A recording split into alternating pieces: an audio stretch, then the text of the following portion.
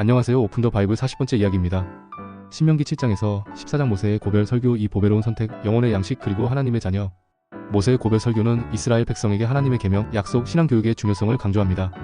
오늘은 하나님께서 우리를 보배로 삼으신 은혜, 영혼의 양식의 말씀, 그리고 하나님의 자녀로서 우리가 가져야 할 정체성에 대해 살펴보겠습니다.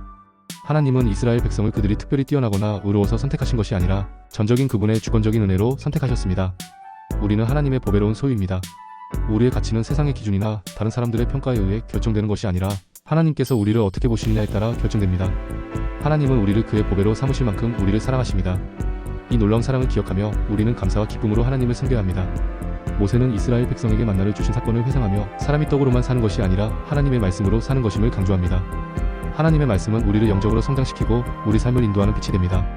모세는 이스라엘 백성이 광야에서 40년 동안 지내는 동안 그들의 의복이 헤어지지 않고 발이 부르트지 않았다고 말합니다. 이는 광야 여정 가운데 베풀어 주신 하나님의 초자연적인 돌보심을 보여줍니다. 하나님은 우리를 삶의 모든 영역에서 돌보시고 인도하십니다.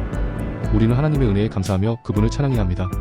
모세는 이스라엘 백성에게 완고하고 교만한 태도를 버리라고 경고합니다. 완고함은 하나님의 말씀에 불순종하고 그분의 인도하심을 거부하는 태도입니다. 이는 하나님의 징계를 초래할 수 있습니다. 우리는 하나님 앞에서 겸손한 마음을 가져야 합니다. 하나님의 말씀에 순종하고 그분의 인도하심을 따라 살아갈 때 우리는 하나님의 은혜와 축복을 누릴 수 있습니다.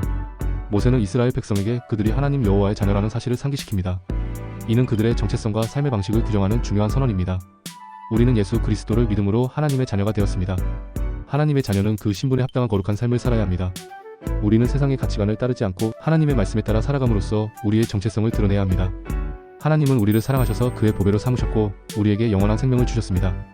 우리는 이 놀라운 은혜에 감사하며 하나님의 말씀으로 날마다 우리 영혼을 채우고 그분의 자녀답게 거룩하고 구별된 삶을 살아가야 합니다.